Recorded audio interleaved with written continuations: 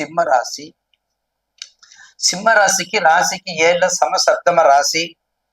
அரசியல்னாலும் சரி, ஆன்மீகம்னாலும் சரி, தேடுதனாலும் சரி, கமாண்டிங்னாலும் சரி, எல்லாத்துக்கும் அப்பாற்பட்ட சக்தி படைத்தவர். நீதி, நேர்மை, நிர்வாகம், செயல்பாடு, அசுர குணம், அசுரத்தன்மை, வன்மை, செஞ்சு முடிக்கணுங்கிற ஒரு வெறி, குறிக்கோள் இந்த ராசிக்கு அதிகம் உண்டு. குடும்பத்துல கவனமா இருக்கணும். கணவன் மனைவி உறவு முறிவாயிடக்கூடாது. பார்ட்னர்ஷிப் உறவு முறிவாயிடக்கூடாது. குழந்தைகளுடைய புத்திர பாக்கியம் முறிவாயிடக்கூடாது. எல்லாத்தையும் சீர்படுத்தி நடைபெடுத்திக்கோங்க. தசாபத்தியை பார்த்துக்கோங்க, லக்கணம்ப பார்த்துக்கோங்க. ஏன்னா சிம்ம ஜென்மம். உங்க சிம்மம் 7ஆம் இடம். ரொம்ப கவனமா இருக்க முடியும். ரொம்ப கவனமா இருக்கணும். பார்ட்னர்ஷிப் அறவே விட்டுருங்க. டேக்டிஸே எடுத்துக்கங்க. டேக்டிஸே எடுங்க, விட்டுருங்க. எதையும் கண்டுக்கிறாங்க. அப்படிலாம் இருந்து செயல்பாட்டு பொறுமையா வந்தால் சிம்ம ராசி நேயர்களுக்கு கண்டிப்பாக மகம் பூரம் உத்தரம் 1ஆம் பாதம், மகம் பூரம் உத்தரம் 1ஆம் பாதம் மிக சிறப்பான அமை. பிரச்சனைகள் இருக்கத்தான் செய்யும். பிரச்சனை அது ராகு பிரச்சனை. சிம்மத்துக்கு ஏற்கனவே அஷ்டமத்து சனி ரொம்ப ரொம்ப கடுமையா இருக்கணும். பண விஷயத்துல யார்ட்டும் கொடுத்து ஏமாந்துடாதீங்க. வெளிப்பழக்கங்களை குறைச்சுக்கோங்க. வீடு உண்டு, வாசல் உண்டு, கணவன் உண்டு, மனைவி உண்டு, குழந்தைகள் உண்டுன்னு இருக்கு. உண்டுன்னு இருங்க. தேவையில்லாத பிரச்சனையை போய் தலையிட்டீங்கன்னா ரொம்ப விருதத்துல முடிஞ்சுவிடும். சிம்மராசினியர்கள் ரொம்ப கவனமாக இருக்க வேண்டும்.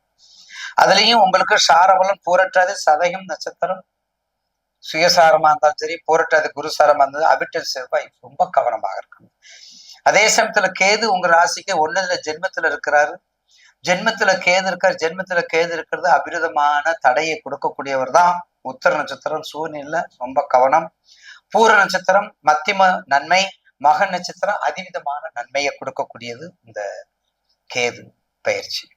சிம்மத்துல ஜென்மத்துல இருக்காரு. நிச்சயமாக ராகு கேது 7ஆம் இடம். அப்ப 7ஆம் இடமா இருக்கிறதுனால ரொம்ப எச்சரிக்கை இருக்கணும். பார்ட்னர்ஷிப் அறவே மறந்துடும்.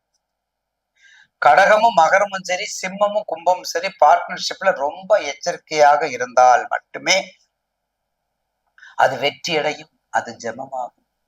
இல்லைன்னா சிக்கல், இடியப்ப சிக்கல்.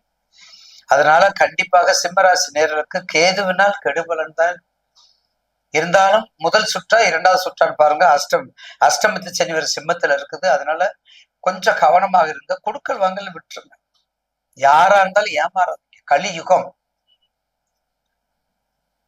சிவபெருமான வழிபடுங்க. பஞ்சபூத தலங்களுக்கு போங்க. திருவண்ணாமலை பஞ்சபூதத்துல திருவண்ணாமலை கிரிவலம் வாங்க. செவ்வாய்க்கிழமை 144, 48, 27 செவ்வாய்க்கிழமை வாங்க. நல்லா பிரார்த்தனை பண்ணுங்க. சாமியே சிவரூபமா இருக்கக்கூடியவரே, மலையே சிவமா இருக்காரு. அவரை வணங்கினால் மாசற்ற எல்லா விதமான துன்பமும் நீங்கி இன்பத்தை கொடுக்கக்கூடியவர் அருணாசலேஸ்வரர். கிரிவலம் வாகிய கிருபை கடலே கிரிவலம். கிரி உருவாகிய கிருபை கடலை, கிருபை கூர்ந்த அருள்வாய் அருணாசலா. அப்படிப்பட்ட தன்மை உள்ள சிவபெருமான வழிபடுங்கள். சிம்மராசிக்காரர்கள் ஒரு மாசற்ற வெற்றியை கொடுக்கும். சிம்மராசிக்கு மகம் பூரம் உத்தரம் ஏற்கனவே சொல்லிட்டு மாணிக்கம் தாமிரத்தை யூஸ் பண்ணுங்க. மிக சிறப்பாக அமையும். உத்தரம் மகம் பூரம் உத்தரம். மகம் விநாயகர் வழிபாடு, பிள்ளையார் வழிபாடு, பூரம் அம்பாள் வழிபாடு, உத்தர சிவபெருமான வழிபாடு கண்டிப்பாக பண்ணிட்டு வாங்க. ராகு கேது பயிற்சியில திருப்பாம்பூரம் போங்க. திருநாகேஸ்வரம் இதெல்லாம் ராகு பிரித்தி ஹோமம் பண்ணிக்கங்க. கண்டிப்பாக ஒரு முக்கியமான ஒரு மாற்றத்தை கொடுக்கும். D2 உங்க சப்போர்ட்டா இருக்கிறது உங்க திசா.